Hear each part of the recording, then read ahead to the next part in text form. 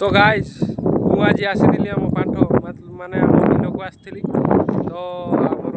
ଧାନ କଟା ସରିଥିଲା ଆମର ପାଣିପାଗ ବିଭାଗରୁ ସୂଚନା ଆସିଥିଲା ଯେ 2-3 ଦିନ ମଧ୍ୟରେ ବର୍ଷା ହେବାର ଅଛି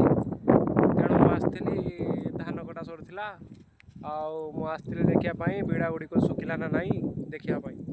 ଆଉ ଆମ ଏପଟେ ଦେଖିବା ଏତେ ବହୁତ ବଡ଼ ବିଲ ତେଣୁ ବଡ଼ ବିଲରେ ବାପା କହୁଥିଲେ ଯେ ଗାଈ ଗୁଡ଼ା ପଶି ଯାଉଛନ୍ତି ଆଉ ବିଡ଼ା ଖାଇଯାଉଛନ୍ତି ଧାନ ଖାଇଯାଉଛନ୍ତି ଯାଇକି ଟିକେ ଦେଖିବୁ